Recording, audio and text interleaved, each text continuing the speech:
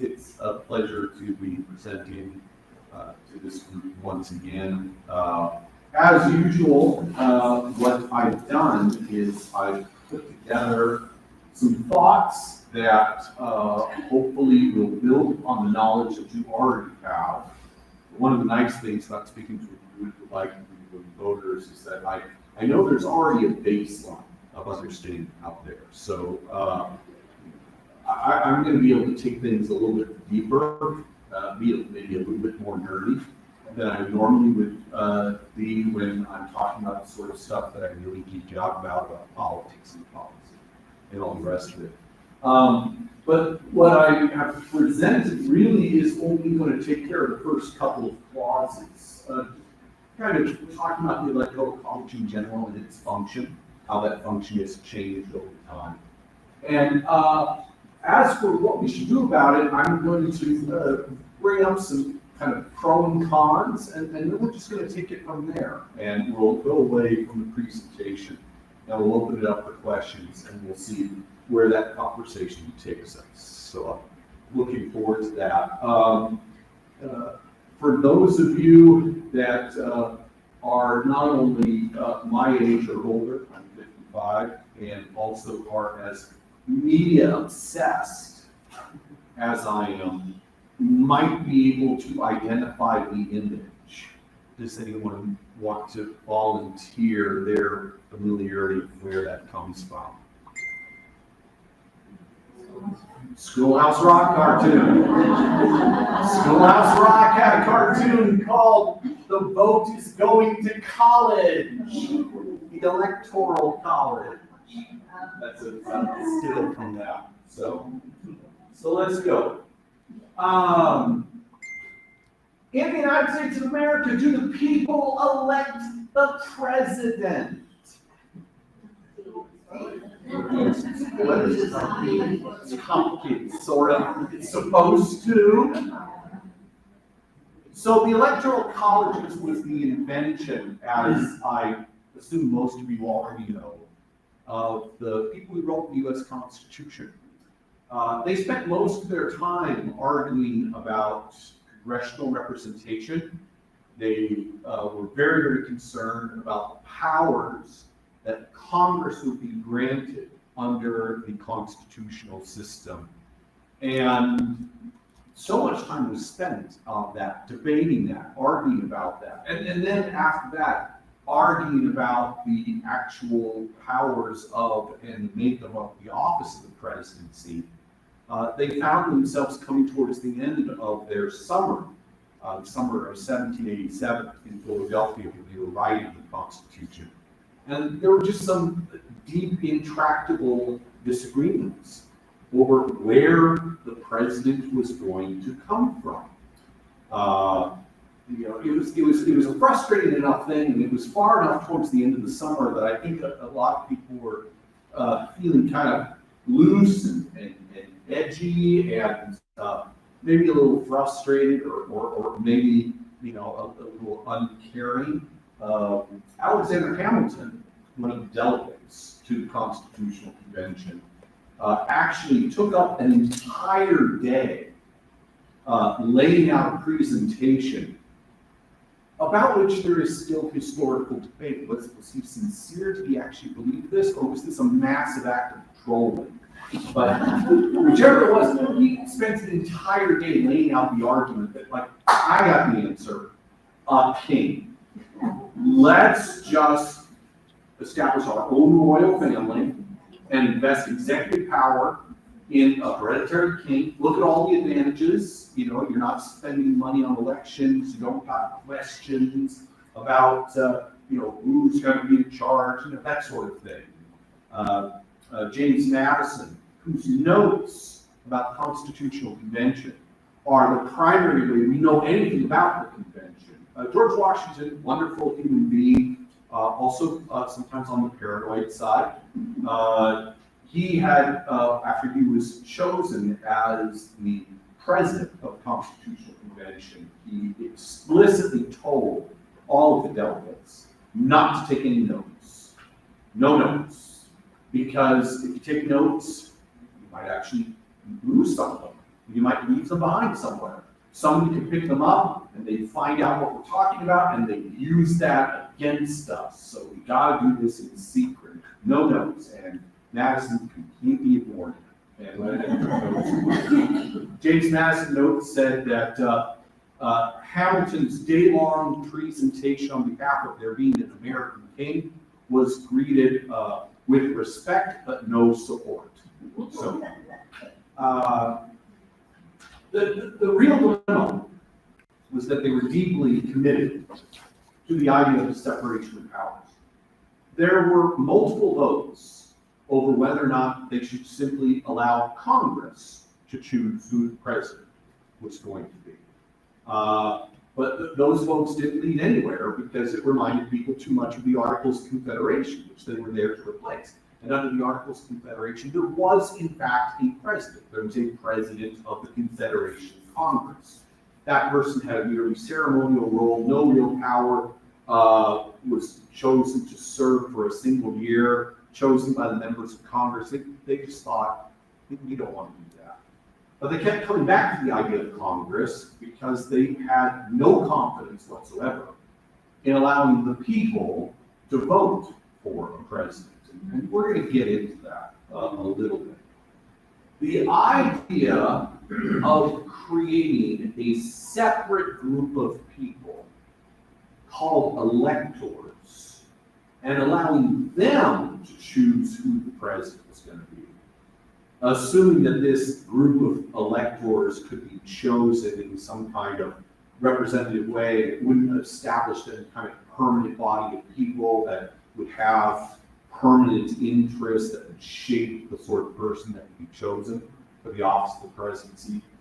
That was not really deeply hashed out by the people of the Constitutional Convention, but it made a certain amount of sense. And so, voila, it was written into the Constitution. U.S. Constitution, Article 2, Section 1, Clauses 2 and 3. I'm leaving a couple of things out here for reasons that will be in part unclear as we go through. But notice I put electoral college in quotes. The Constitution never calls it electoral college. The Constitution just speaks of electors or the body of electors. The name, the Electoral College, and if anybody's confused about that, college originally just meant any grouping of people. Going way back to the Latin, you would have groups of people from one country, from Italy or from France, and they would be attending a university, and they would be considered a college. They were a group of students, a college of students. And that term obviously has really stuck in an educational context. It's kind of disappeared in all of the other contexts. But in the 18th century, it was still employed sometimes. So the term electoral college came to be used by other people. It's not in the body of the Constitution. It first got written up in law, I think sometime in the 1830s, 1840s. So anyway, we use it even though it's not in the Constitution. Each state shall appoint in a manner as the legislature thereof may direct. That's important. Remember that presidential elections and all elections in the United States are run by the individual states. The national government, through various constitutional amendments and pieces of legislation, exercised some fairly significant degrees of oversight in regards to how those elections operate.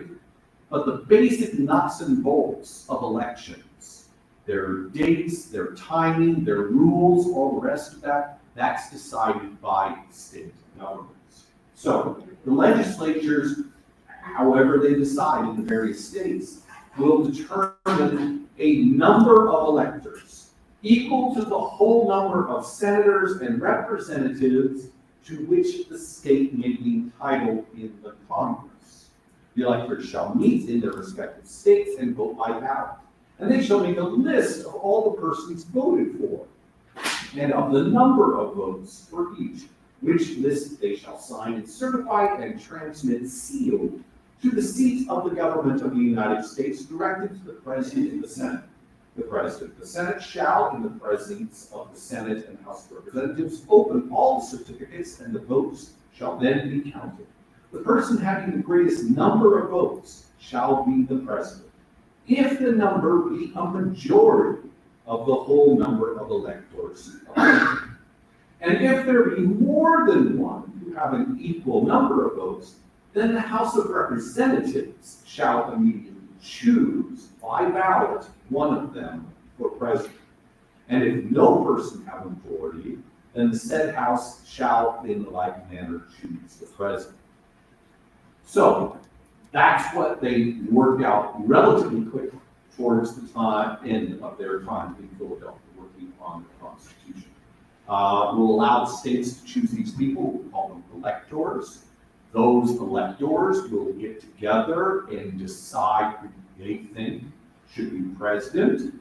All of those votes will be delivered to the seat of the government and will be presented to the head of the U.S. Senate. And in the presence of the Senate and the House of Representatives, they'll count up all the votes. And if one of them has an absolute majority of the Electoral College votes, that person will be named president. And if there is a tie, or if there is no one who has an absolute majority, then it goes to the House of Representatives. Interestingly, and I didn't include this, if it goes to the House of Representatives, the House of Representatives gets to vote on who they want to be president, but they don't vote as individual representatives. They vote by state. So that would mean that you wouldn't have, in the case if it happened in 2024, you wouldn't have 535 people voting on who's going to become president. You would have 50 people voting on who's going to become president. That's actually a bit of a controversy because technically 51 territories submit electoral college votes, but only 50 of those 51 territories actually have representatives in the House of Representatives. Of course, I am talking about Washington, D.C., which is not a state. And because it is not a state, it is only a district. It has no representation in Congress. But Washington, D.C. is like, it's right there. And over the years, over the decades, really over the past couple of centuries, residents of Washington, D.C. have regularly harangued the U.S. government about allowing them some degree of representation. And they've got more than other districts. They have more than the Virgin Islands. They have more than any number of other districts that the United States controls. They gave them free electoral college votes, but they don't have anybody in the House of Representatives because, again, they're not a state. So they wouldn't be able to vote. There's some other interesting peculiarities about this, maybe we'll get into them in the Q&A. All right. Why did they do this? Well, I already mentioned a couple of things. They didn't want to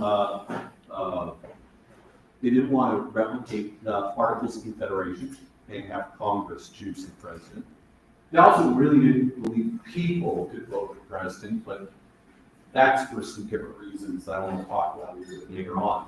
If we look at them from a positive point of view, like why did they think that this was a good idea? Let's have a president chosen whose choice will reflect the senses of the people, the desires of the people. But it's not going to be dictated in any particular faction of the people. It's going to be separate from any kind of interest that might be represented within any of the state legislatures or might be exercised by some foreign power. The idea is that by doing this, we're going to be enabling a group of people to reflect the public will, but do so in a way that's going to minimize any kind of chaos or any kind of confusion. The idea was originally that electors would be elected by the people within congressional districts. That actually never happened. Okay, that was part of the discourse that is reflected in Madison's notes, but in practice, that never happened. We'll talk a little bit more about that as well. The idea is that these electors that are going to be chosen by voters are going to be kind of the local elites. They're going to be people capable of independent judgment. They're going to be smarter than other people, more experienced than other people, more educated than other people. They're going to have greater access to information than your average, subsistence farmer. So, you can trust them to make responsible decisions about good administration. Of course, keep in mind that under this original system, there would just be names put forward, and the electors would have to choose amongst the names. That's why the original language of the constitutional article talks about a list of names that they would send to the U.S. Congress. There was no distinguishing between these names. It was, just a list of names. There were no political parties, or at least there was no assumption that political parties would play any kind of role. Parties are never mentioned in the U.S. Constitution. Under the original setup, and I didn't include this in the quote that I read, the person who has the most electoral college votes becomes the president. The person who has the second most electoral college votes becomes what? The vice president. In other words, the loser becomes the vice president. And that was going to be fine.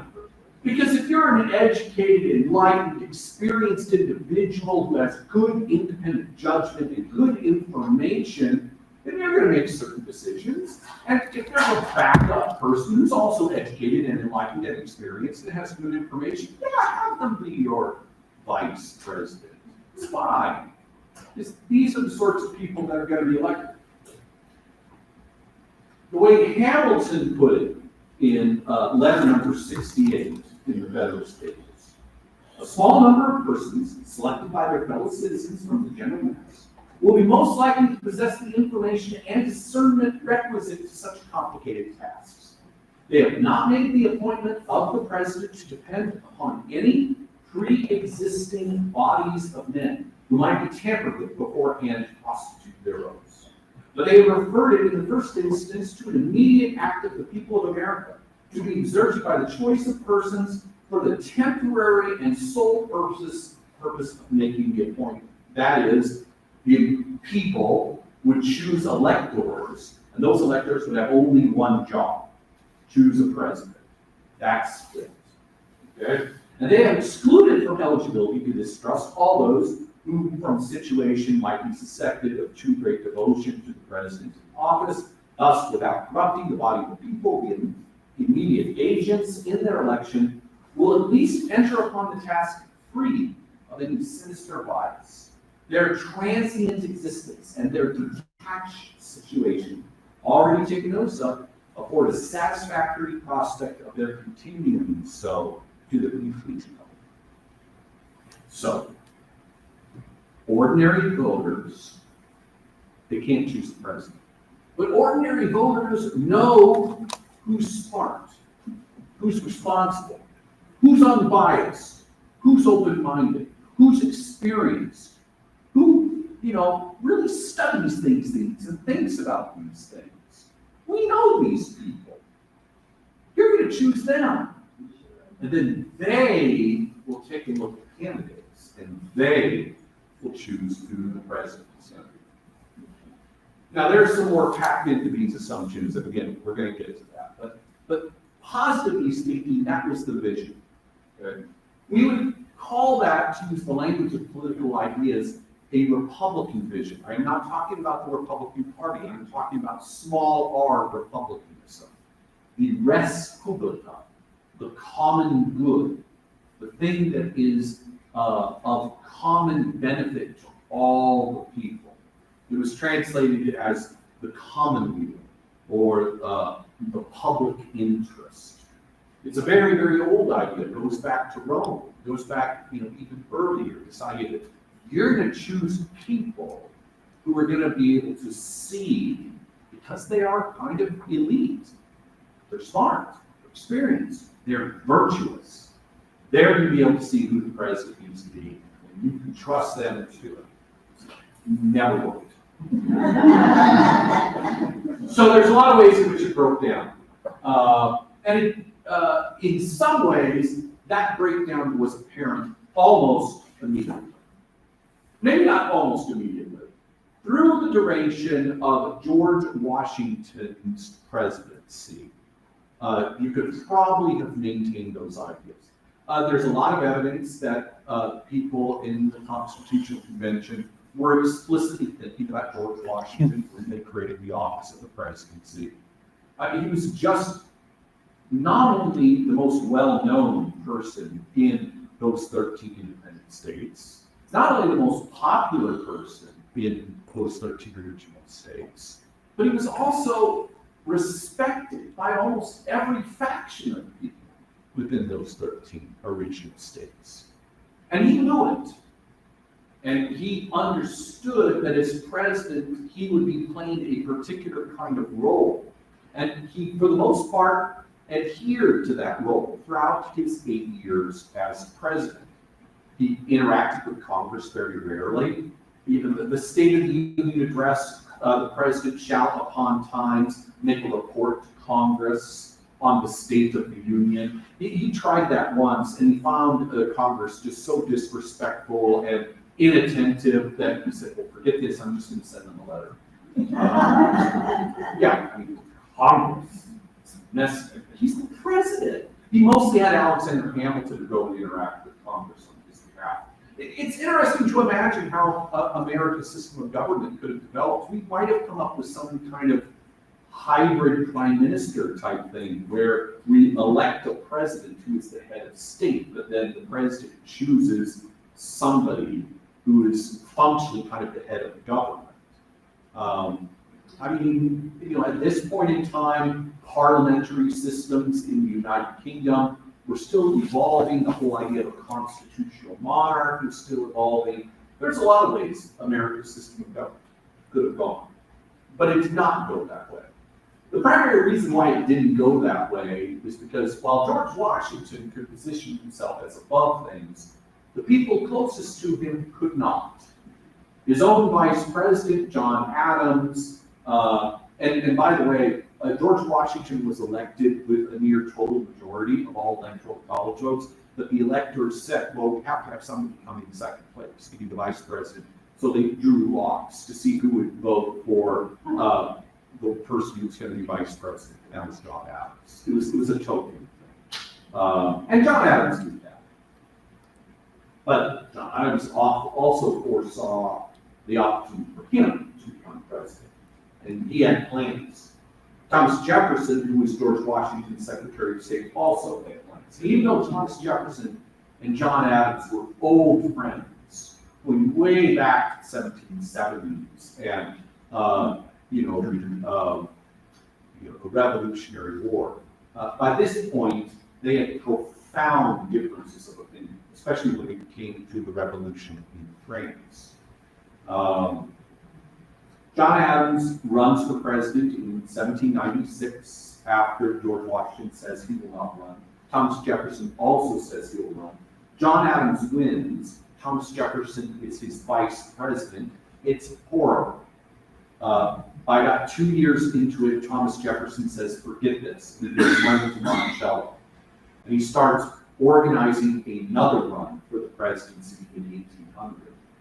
By 1800, you have real political parties emerging. You could arguably say they kind of existed before that, maybe they existed in 1796. But by 1800, both John Adams and Thomas Jefferson are explicitly organizing people to go out and recruit candidates that support them. They're developing what we would call today party platforms. Both Adams and Jefferson basically have an editor of a newspaper on their payroll who is putting out articles supporting their candidacy and making all sorts of lurid attacks on one another. John Adams is defeated Thomas Jefferson wins the presidency. Aaron Burr comes in second, so he's going to be Thomas Jefferson's vice president. That's a catastrophe. And they immediately start looking at making changes to the Electoral College. And that becomes the 12th Amendment to the U.S. Constitution. You're going to have a president and a vice president run together. That's the first acknowledgement of party realities. Those acknowledgements continue to develop over the years to come. By the 1820s, you have a really strong push. Primarily, I mean, to a certain extent, it's arising organically, but it's also strongly pushed by Thomas Jefferson's party. They called themselves the Democratic Republicans, or sometimes the Jeffersonian Republicans. They were strongly pushing the idea that you've got to have universal suffrage.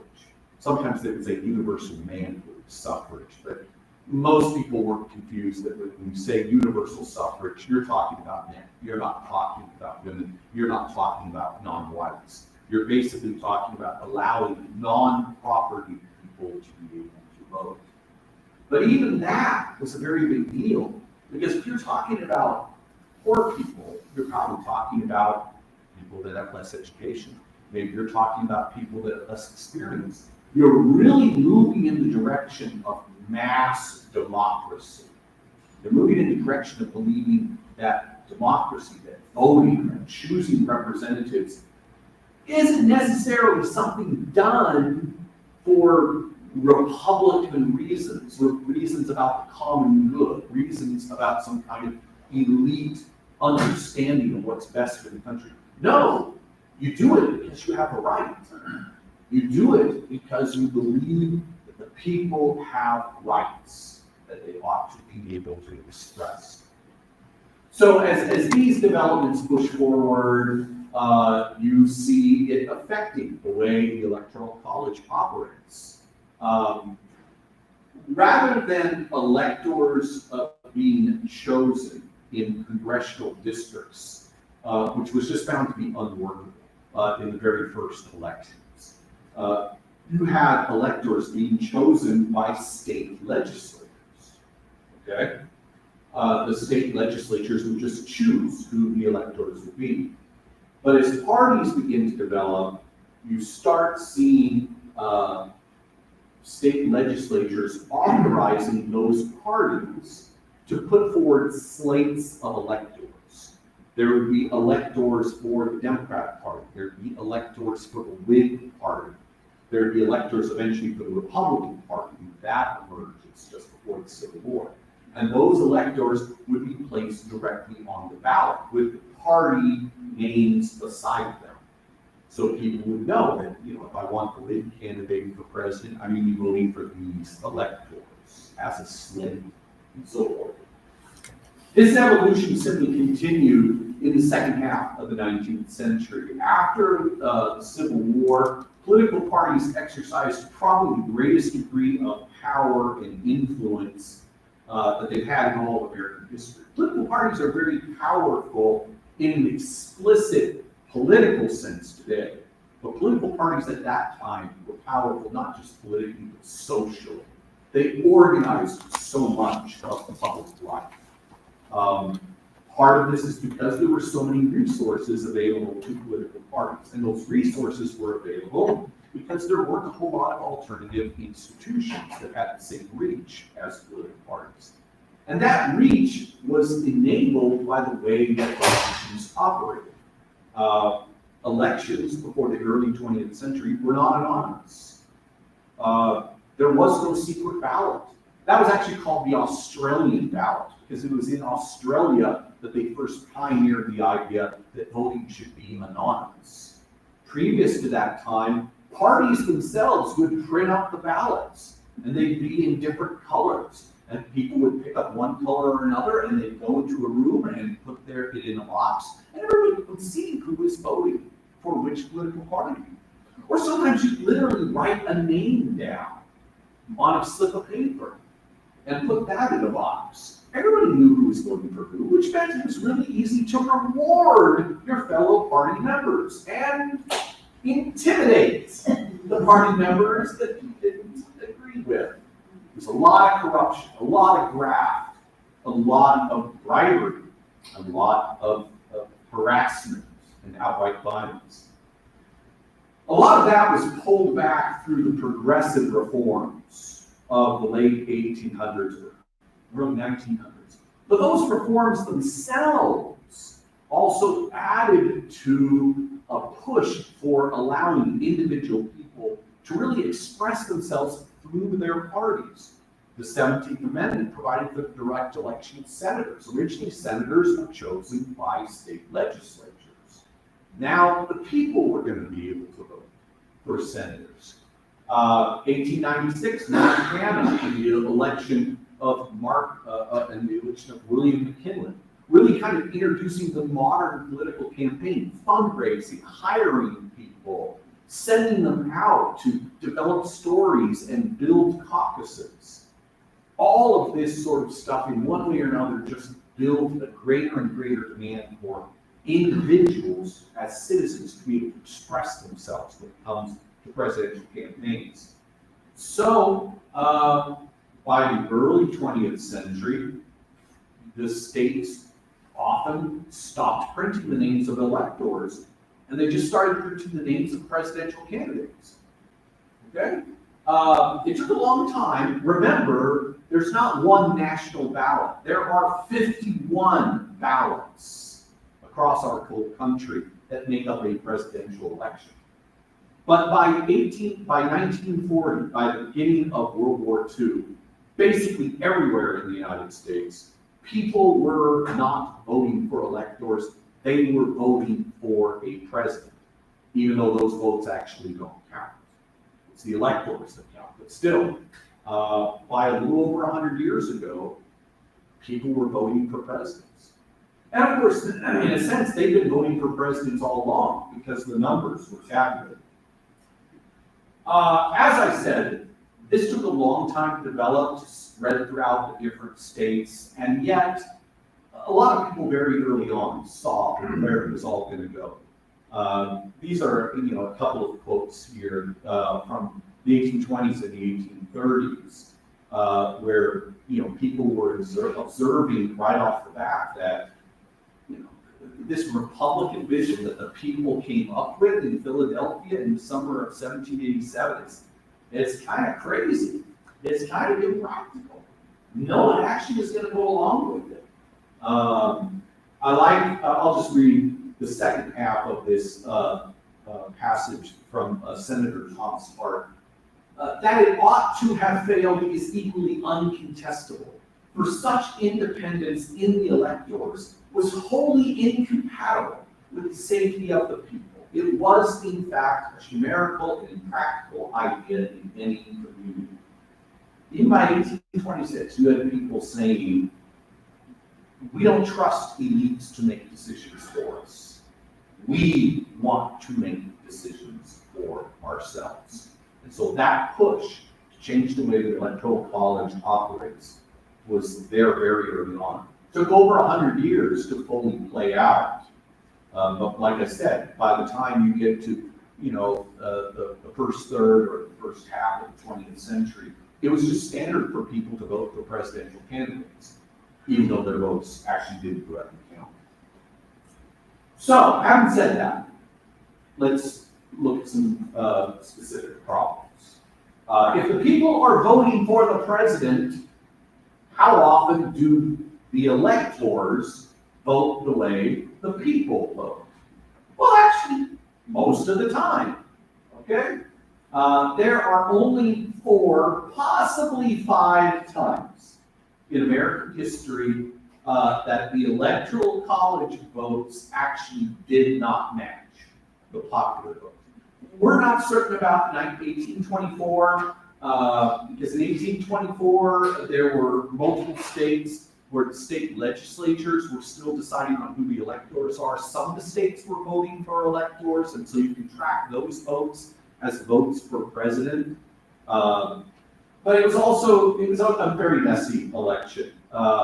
If you know something about American history, you might have heard of what's called the era of good feeling. Basically, Thomas Jefferson won the presidency, and then he was reelected, and then he chose James Madison to run for the presidency, and he won, he was reelected, and he chose James Monroe to run for the presidency, and he won, he was reelected.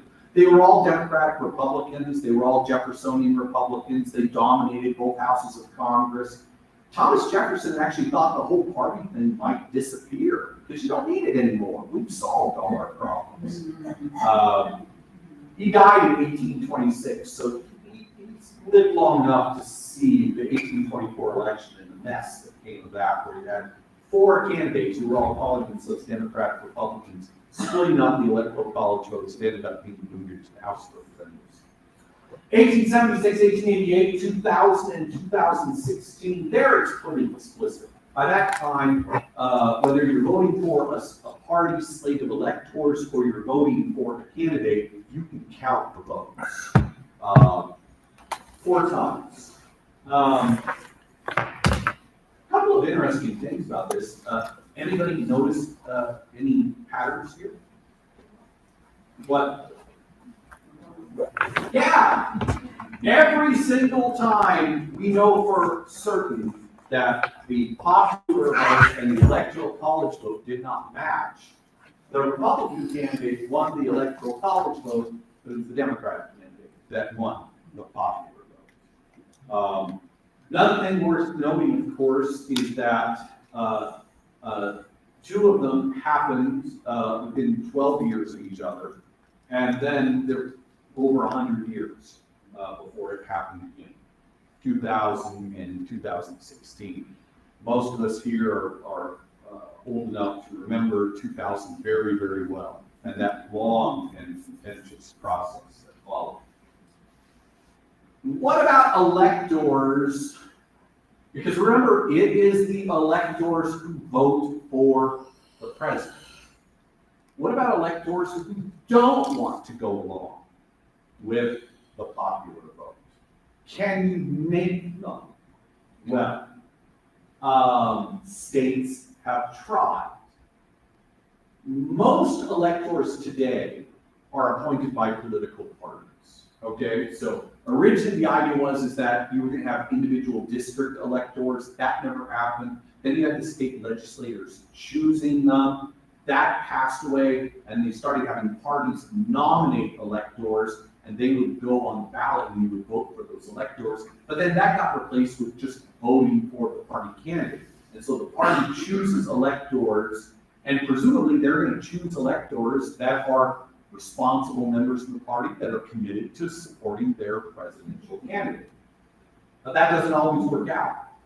In all of the elections of American history, 165 times, you've had electors who have kind of departed from the presumed party they were connected to, and they voted on their own. Okay?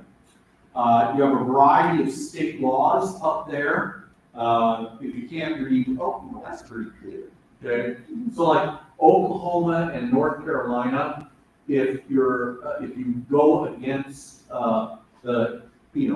if the Republican candidate wins the popular vote, and so the state authorizes the Republican Party to send its electors to cast the electoral college votes, and then you don't cast a Republican Party vote, in those states, they void that vote.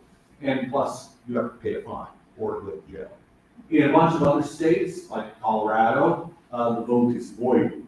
In New Mexico and South Carolina, the elector's vote is counted as an electoral college vote, but they have to pay a penalty. They got a few other places where it's counted and there's no penalty, and then there's a bunch of states, including our own, where they've never passed a law that says so. So under current state law, if Donald Trump wins the 224, the November election, that is, more Kansans vote for Donald Trump than for Joe Biden, and the Republican Party says, yeah, here are the electors that we're going to send to cast the votes for Donald Trump, and one of them instead votes for the resurrected corpse of Ronald Reagan.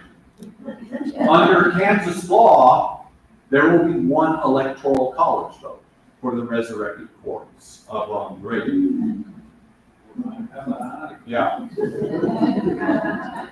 There are 538 electoral college votes in play, because there are 435 members of the House of Representatives, 100 members of the Senate, that makes 535, and then there are 3 electoral college votes from Washington, D.C. So 438, that means a tie would be 269 each. If you want to win outright, according to Article 2 of the U.S. Constitution, you need 270 electoral college votes. All right. Here's a map of the 2020 results. You can see how that all breaks down.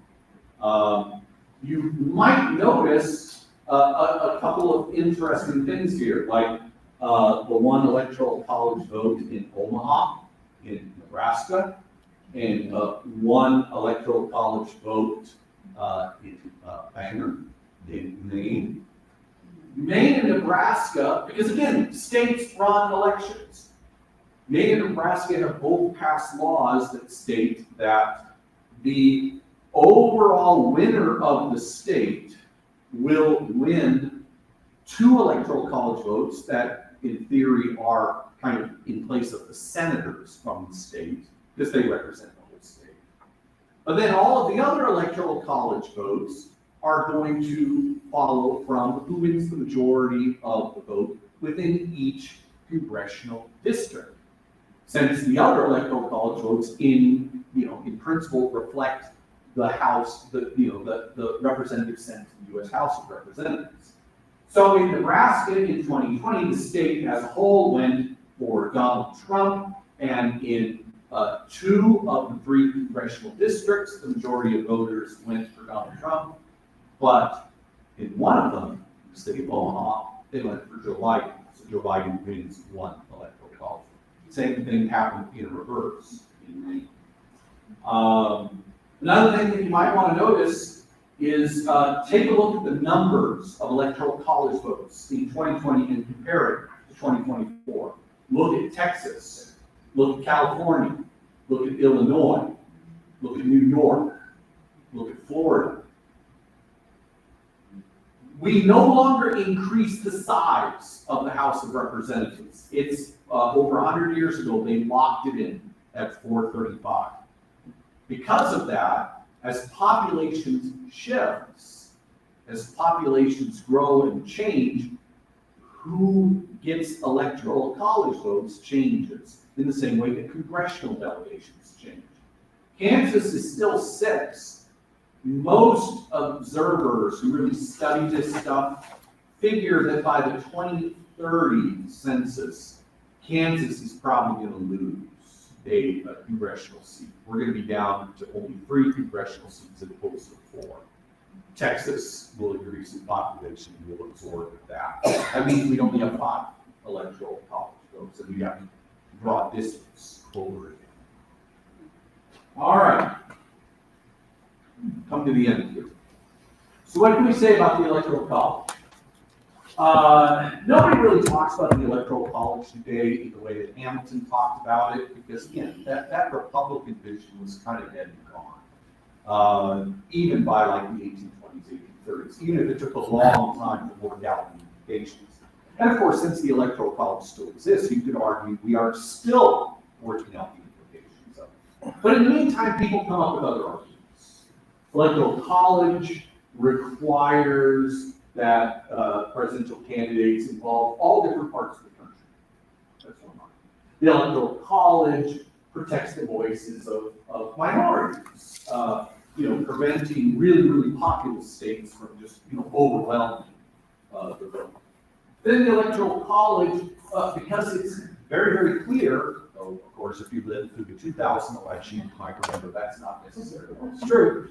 But still, I mean, the math is relatively simple. It allows for a clear decision, and that avoids arguments over recounts and all sorts of things.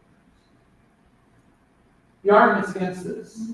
The Electoral College doesn't actually require presidential candidates to take seriously the whole country. It just means they need to take seriously swing states. It just means they need to pay attention to those states where there's a chance that they might win a popular and thus electoral college majority. They don't have to worry about the safe states.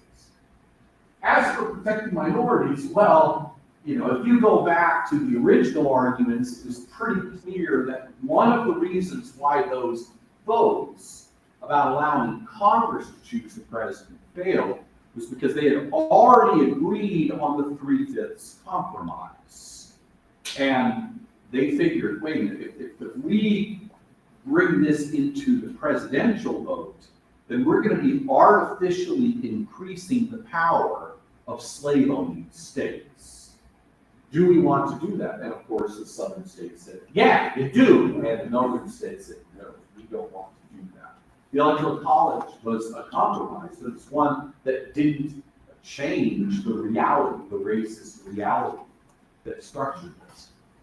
And then as for the value of avoiding recounts and clear decisions, what about the value of allowing the people to vote directly for someone? That seems to be something that a lot of people have been pushing for a very long time. Maybe it's worth considering. All right.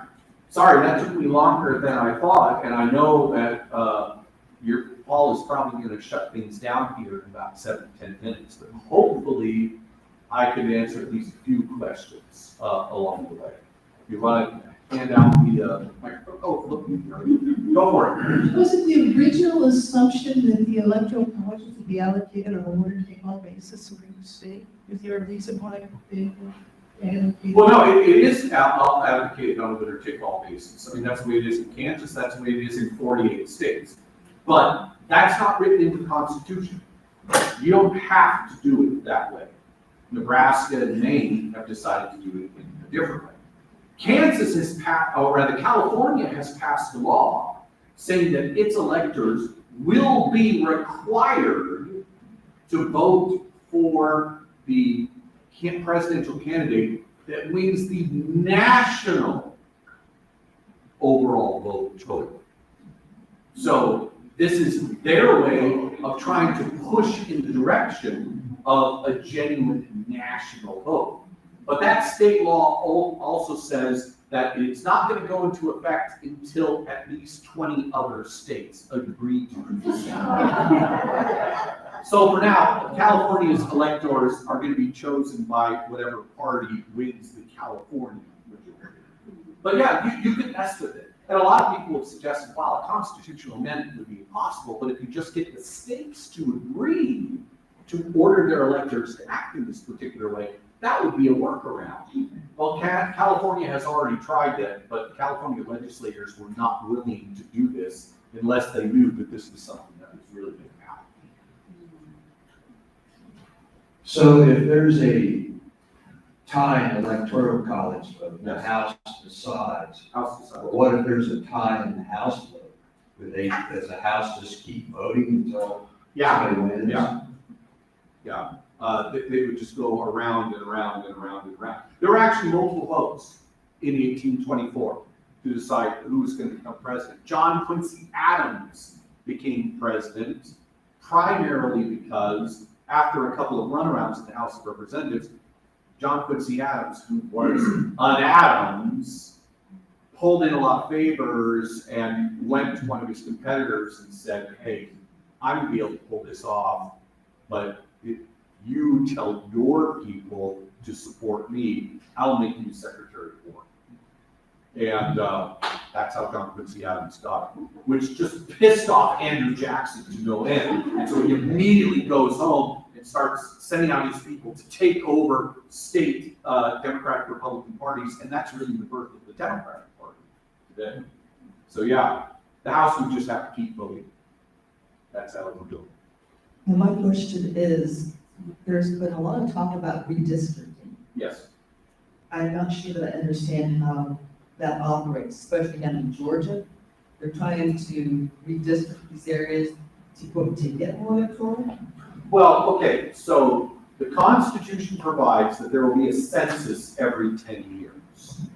That census, I mean, there's a whole lot of good that comes out of the census, but as far as the Constitution is concerned, there's only one purpose for the census, and that was to determine the amount of population within each state, and they would use that to determine, according to a formula, just how many representatives in the House of Representatives each state would get. Now, they dramatically changed that formula over the years. If we still followed that formula, we would have a House of Representatives of over 10,000 representatives. Like I said, they shut it down really, really well. Okay, they had changed the law multiple times in the 19th century, and then at the beginning of the 20th century, they basically said, we're sick of changing this, how about we just put a cap on it? By putting a cap on it, that forces gerrymandering to happen. Now, gerrymandering happens for a lot of reasons. It's a very, very old process. But when you have only a limited number of House of Representatives seats, and therefore only a limited number of electoral college votes, the population really forces, that is, the census of the population really forces adjustments to be made. So what you're going to see is you're going to see people in state legislatures fighting really hard about how they draw lines once the new total forces them to draw lines. In states like Georgia, there have been extensive arguments with that have gone all the way up to the Supreme Court about how the state legislature drew the lines in a manner that explicitly violates principles of the 14th Amendment. Remember, I said that while states run elections, the national government does exercise some supervisory power. A lot of those powers are built into the 14th Amendment, the 15th Amendment, and the Voting Rights Act, insisting on equal representation. So if you can prove that there was real racial animus built into the way you drew those lines, you're trying to minimize the power of black voters, then that becomes a constitutional issue. Interestingly, the Supreme Court has ruled that while racial gerrymandering is a problem, political gerrymandering is not. If you just have a political majority and you want to keep your political majority in power, that's not actually a constitutional problem. So they have to find ways to prove that it's actually a racial problem. That was one of the things that came out of the arguments in Wisconsin as well. So it's not just Georgia. There are multiple states that are fighting over new district lines and how their decisions about the electoral college votes will go forward. Last question. Okay. I'll stick around afterwards for anybody who wants to talk. So what's the history of the states trying to change this amendment? There have been over, and I just checked this on Wikipedia, there have been over 700 proposals in the history of the country on both the state level and in Congress to either get rid of the electoral college or significantly change the operations of the electoral college. You've never seen it got to the point of actually being voted on in Congress, and if it's not going to be voted on in Congress, it's not going to be sent out to the states as an amendment. As far as action on the state level, well, I already mentioned California. The provisions of that state law are clear. If you had 20 other states that all passed laws saying that our electors are required to vote for whichever candidate wins the national vote total, popular vote total, then California's law would go into effect. And if you had California and 20 other states, you would have to see all of the other states going along with it, because this would be such a massive shift in the way electoral college votes determined. Some people have argued that if this thing actually comes to pass, the Supreme Court would not be friendly to it. I am not a constitutional lawyer, but I know a bit about constitutional law, and I follow the Supreme Court. I actually don't know how the Supreme Court would stop it, especially since the Supreme Court has explicitly authorized states to punish faithless electors. So if they can do that to electors, why can't they direct electors to stop looking at state vote totals and instead look at the national vote totals? But who knows what kind of arguments they might come up with. to get this report to be on. This one's just a nice question, it's no one Go ahead. knows. So sorry. You answered one in the Supreme Court, like how could they step in and it's not really could step in, but they think, but the evidence right now. I mean, I like it, but yeah, majority can swing it.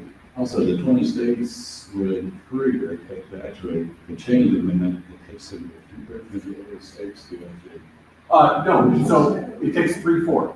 3/4. Right, it has to pass both houses of Congress with a 2/3 majority, and then it has to go to the states and receive support from 3/4 of the state legislature. Okay, my last search page, is why did it fail so many times in the past, and can that be corrected with a change in the future? I suspect that the primary reason why it has failed in the past is because, certainly in the House and definitely in the Senate, you have a large number of people from relatively low population states that genuinely believe the argument that the Electoral College obliges presidential candidates and obliges political parties to pay attention to low population states. The data actually does not support that. You can take a look at campaign election plans, you can take a look at the visits that presidential candidates make, you can pull out any number of different sorts of metrics. That's not actually true. The truth is, as is pointed out here, the Electoral College obliges presidential candidates and obliges political parties to focus on the states where the vote is really close. That is sometimes in low population states. It's sometimes in high population states. But as long as you have a large number of people who genuinely believe that this is necessary to defend the low population states, or more accurately, as long as you have a large number of people who donate to the campaigns of people who represent low population states, then they're not going to support change to the Electoral College, and so therefore it's not going to pass Congress with a 2/3 majority. It's never going to make it to the states. I think that's the primary reason why it's going to stop. And it is worth noting that it's never been a high priority for the party establishments. These parties have invested many, many decades and many, many millions of dollars in trying to make the system work. They may recognize that there are serious problems with the system, but they're players. They're out there trying to make the system work. They're not intellectual reformers. So yeah, Hillary Clinton talked about how the Electoral College needed to change. A lot of prominent politicians have talked about it. Have they ever really invested themselves in it? It's not their priority. They're trying to make it work for them. Yeah, I mean, they're politicians, they want to win. These are the rules of how you win, so they're gonna work it. Well, they made the rules, they have the money. And they got that money by being winners under the existing system. See, I told you he's awfully good.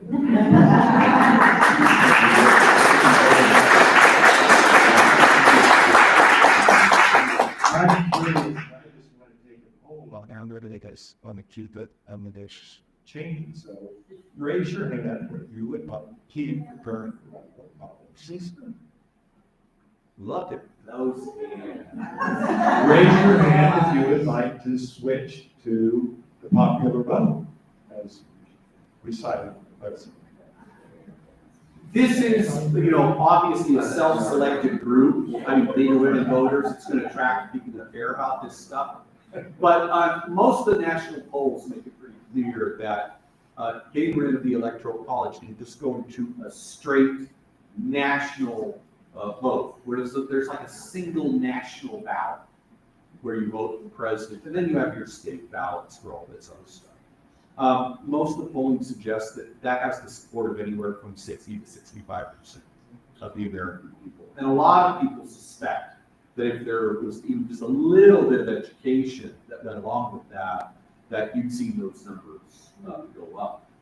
But again, unless that support actually turns into an actual reform effort, that people can act upon, you don't see a lot. It was actually really impressive that this thing passed the California legislature.